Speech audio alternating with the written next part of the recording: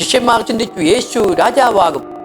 യേശുവിൻ്റെ കീഴിൽ യേശുവിനോട് കൂടെ മന്ത്രിമാരായി സുഖകരമായ ജീവിത അനുഭവ സൗകര്യങ്ങളോടുകൂടി ജീവിക്കാം എന്ന ചിന്തയായിരുന്നു പലപ്പോഴും ശിഷ്യന്മാരെ നയിച്ചിരുന്നത്. ഭൗതികമായ ചിന്തകളായിരുന്നു ശിഷ്യന്മാരുടെ ഹൃദയത്തിൽ നിറയപ്പെട്ടിരുന്നത്. ഈ കാലഘട്ടത്തിലും ആത്മീയമായ ചിന്തകളെക്കാൾ ഏറെ ഭൗതികമായ ചിന്തകൾക്ക് മനുഷ്യൻ അതീവ പ്രാധാന്യം നൽകുന്ന ഒരു കാലഘട്ടം.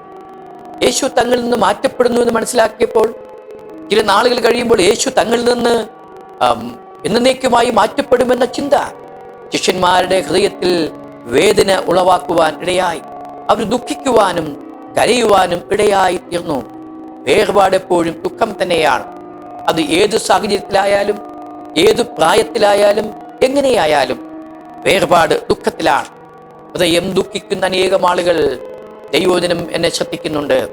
എന്നെ ദൈവവചനം കേൾക്കുന്ന അനേകം ആളുകൾ ദുഃഖത്തിലൂടെ വേദനയിലിരിക്കുമ്പോഴാണ് ഈ ശബ്ദം കേൾക്കുന്നു എന്ന് എനിക്ക് നന്നായിട്ടറിയാം. കർത്താവ് ശിഷ്യന്മാരുടെ ഹൃദയം മനസ്സിലാക്കിയപ്പോൾ, അവരുടെ ദുഃഖം മനസ്സിലാക്കിയപ്പോൾ, കർത്താവ് ശിഷ്യന്മാരോട് പറയുന്നു, നിങ്ങളുടെ ഹൃദയം കലങ്ങിപ്പോകരുത്, നിങ്ങൾ കലങ്ങുന്നവരായി തീരരുത്, നിങ്ങളുടെ ഹൃദയം താളടിയായി പോകരുത്, നിങ്ങളുടെ ഹൃദയം ദുഃഖം കൊണ്ട് നിറയരുതേ എന്ന് കർത്താവ് അവരെ ഉപദേശിക്കുകയാണ്.